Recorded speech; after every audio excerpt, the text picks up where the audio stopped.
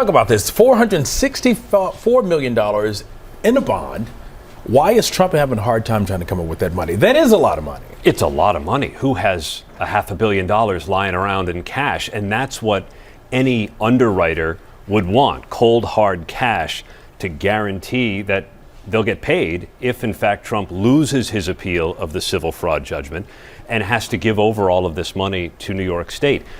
Trump tried 30 different insurance companies. They all turned him down because he doesn't have enough cash and because they didn't want to accept his real estate as collateral. Real estate is not easy to liquidate quickly, and so they said they just wouldn't accept it. Well, what was his claim that he was a billionaire? He's always talked about how rich he is, and it was unusual, DeMarco, to hear somebody who's always boasting of his wealth say, I can't come up with the cash to pay this, but his lawyers say he just doesn't have the amount of money it would take to both collateralize the bond and keep his company running. So he's 3 days to post this bond. If he doesn't come up with the money, what happens? That's when the New York Attorney General can begin the process of trying to seize his assets. Now, that's not a padlock on the door of Trump Tower and stickers over the windows or anything like that. She doesn't want to shut down these buildings, put anybody out of work. So more likely, it's going to be a number of legal steps, like filing liens and foreclosures to begin to take ownership of these properties.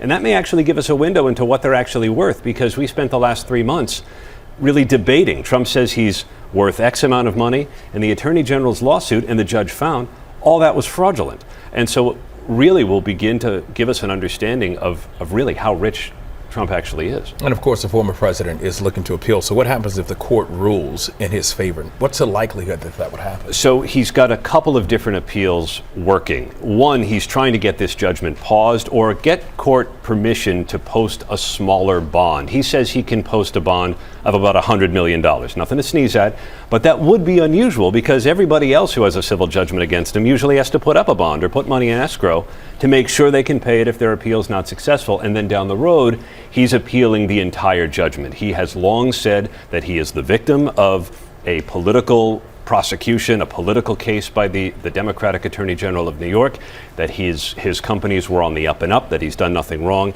If that appeal is successful, even if Letitia James does start the process of seizing his assets, well, she'd have to give it all back. But what message would that send to the everyday American?